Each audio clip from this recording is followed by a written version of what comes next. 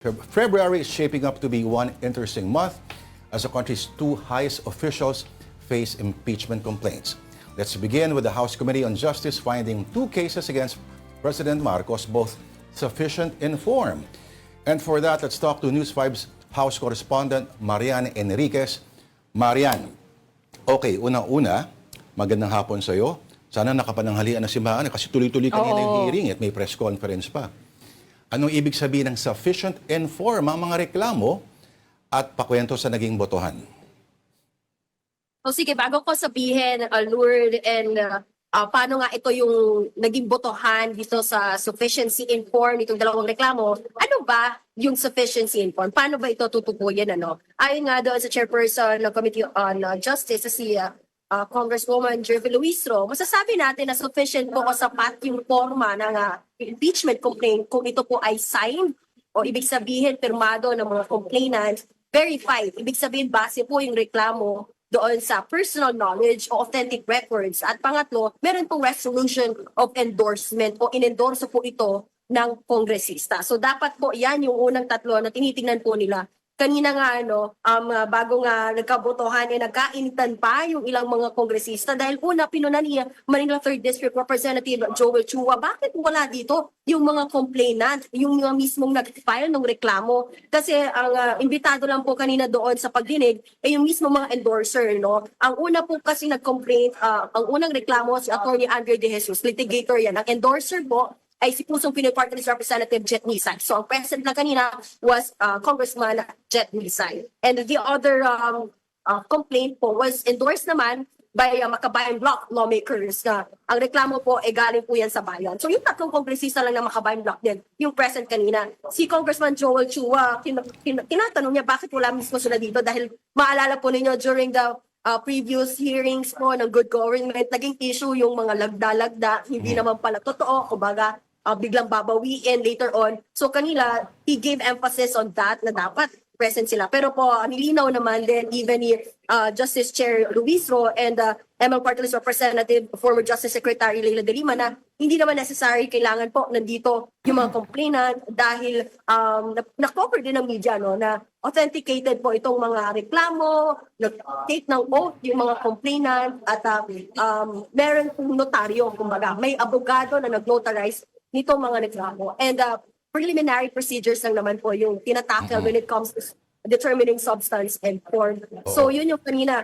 Pagkikin na lang natin paano yung naging botohan. So unang complaint, filed by Attorney Andre De Jesus, nasa 30 o 46 votes yung bumotong pabor na sufficient informed po. Yung unang reklamo, isa yung against, that was Kong Benya Bande, and isa po yung nag-abstain. Hindi na natin nalaman kung sino yun. Doon sa ikalawang reklamo filed by Bayan and endorsed by Makabayan Bloc, 35 yung bumotong pabor. Mas marami po ngayon yung tumutol, nasa shampoo yan, at isa yung nag-abstain. Basically, bakit mas marami yung nag-abstain? Siguro kasi kanina we saw how CDO Representative Congressman Rufus Rodriguez naman raised the issue na bakit walang notaryo doon sa mismong verification ng Makabayan Bloc and the Bayan complainants. Pero nilinaw naman ni Kabataan Party List Representative Rene Co na doon po sa mismong pahina ng mga signatures ng mga complainants, masyadong madami. Nasa mahigit 30 po yung complainants. So hindi po kakasya sa isang pahina lamang. Oo. So tignan nga po sa mga pages, doon nakita yung notaryo. Totoo Pero ba, yun, totoo Maan, sorry Maan, magkaiba ang kopya na hawak ni Congressman Rufus Rodriguez doon sa ibang pinamigay, tama ba? Hindi. Tama naman, Lord, pareho yung kanilang mga kopya. Pero ang pinupunto kasi ni Kong Rufus was that dapat daw yung mismong verification page kung nasan yung mga pirma ng bawat complainant, doon nakatatak sa ilalim yung notaryo. Pero pinaliwanag po na pareho naman with the first impeachment complaint na hindi naman po exactly or necessarily nandoon sa mismong pirma ng mga complainant, pwede sa mga sumunod na pages, doon nakatatak yung notaryo. Lalo na pinaliwanag din ni Congresswoman Rene Co na marami yung complainant, nasa 30 plus yung nagreklamo, kaya hindi hindi nila nilagay sa isang page, kumbaga, nasa sumunod pa ng mga pahina. What's the J-word na pinagtatalunan nila? Paulit-ulit, Latin yun, di ba? Naka-affix dito yung, I forget the name, parang who's... Maan? Yes? Naalala mo yung word na yon? Yung J-word na Latin anyway, okay. So, unang pinagbotohan, ito mabilis, ano? Yung unang complaint, yung pangalawa, dito na nga medyo nagkaroon ng konting pagtatalo at may nag-walk out pa dahil hindi raw mga taxpayers. Oo. Meron daw bang may sinubmit daw bang documents proving that they are taxpayers, di ba? Alam mo, Pakikwento nga, Maan. parang sa sobrang windang ng lahat na hindi na lang siya pinansin, you know? Ayun, si Kong Benny Abante, Manila 6th District Representative, sa bandang dulo, nung pagdinig, nagpahayag siya na, mag-walk out na lang daw siya kasi nga, hindi nga, kinatigan yung kanyang mga issues na ni-raise. Nagpasalamat siya si Mang Kongs. Sabi niya, dapat daw pinakinggan yung mga ni-raise na issues nila Congressman Chua, nila Congressman Rufus Rodriguez, pero in the end, hindi pa rin nga pinakinggan o binigyan ng importansya yung mga issue near nila kanina sa committee. Kundi yun nga, nanalo pa rin yung majority ng committee voting in favor of yun nga, pagbibigay ng sufficiency informed doon sa dalawang reklamo. Alam nyo, Lord and Denise, ang pinakamainit actually or yung mas challenging at mas mabigat at mas matrabaho kumbaga ay yung pagdedetermine naman kung sufficient in substance dalawang reklamo, which will happen tomorrow po yan pag-resume ng committee 10 a.m. So yun yung upload natin. Ano ba ginagawa pag sufficient, kung paano i-determine yung sufficiency in substance? So ganito po yan. Kailangan pong isa-isahin yung sa reklamo. Kung ito bang reklamong ito, yung mga ina-allege doon, lahat ng mga articles na inilatag ng complainant will fall doon po sa grounds for impeachment na sunod po sa konstitusyon. We know that nasa 6 lang po yan, no? 6 lang yung nasa constitution na grounds for impeachment. We have there culpable violation of the constitution, treason, bribery, betrayal of public trust, graft and corruption, and other high crimes. So, kapag meron hindi nag-fall doon sa ground na yon, pwede nilang i-dismiss yan.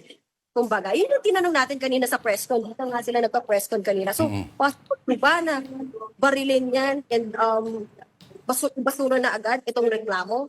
Sabi ng nila committee chair, Kirby Luistro, depende po yan sa kung bumobotohan ng mayorya bukas kasi they will vote on the entirety of the state. Remember, Lord Denise, meron ilang mga reklamo. For example, sa first complaint, meron doon kung mababasa po ninyo isa sa mga articles of impeachment na inilatag ni Attorney Andre De Jesus.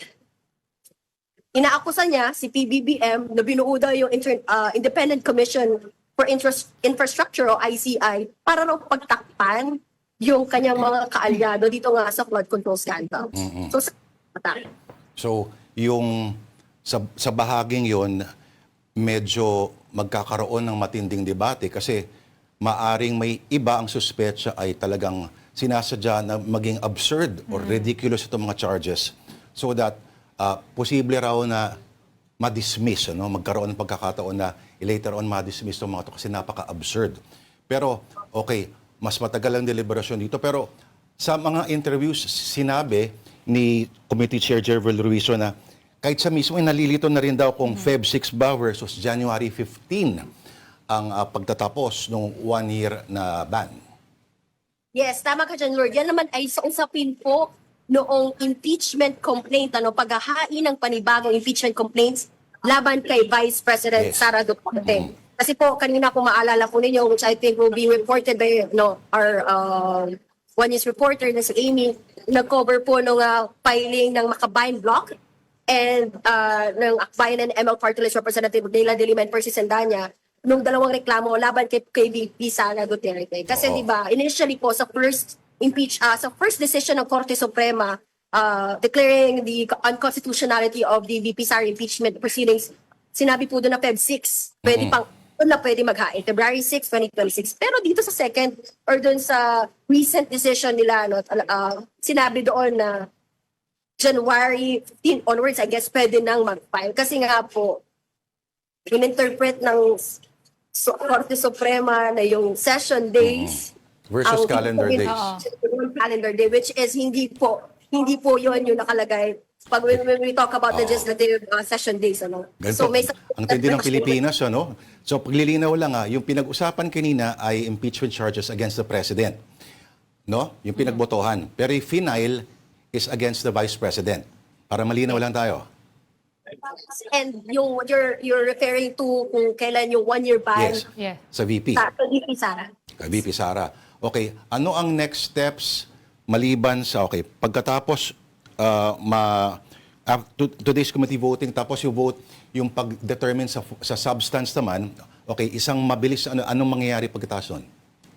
Okay, Lord, kapag na-determine, no, kung lumusot din kung may sufficiency in substance, doon na po mag-uumpisa magpadala ng notice na itong Committee on Justice para pagsagutin itong si Pangulong Bongbong Marcos, yung respondent, at pa-replyin naman din itong mga complainants. So, Marcos has 10 days para sumagot o mag-reply, and then 3 days naman para sagutin naman ng complainant. So after that, kung matapos na po yan, at lumusot nga may sufficiency in form and substance, may mga sagot na, dyan na po mag-uumpisa bumulong yung pagdinig ng House Committee on Justice dito po sa impeachment complaint saban kay Pangulong Bongbong Marcos. Ibig sabihin, papatawag na po yung mga complainant, ang mga testigo, even si Pangulong Bongbong Marcos, i-invite po nila dumalo dito mismo sa Committee on Justice para nga po kumarap cross-examination, paglalabas ng mga ebidensya, dito na po natin yon makikita. Ang tanong lang, kung lulusot ba sa substance, sufficiency in substance. Alright, maraming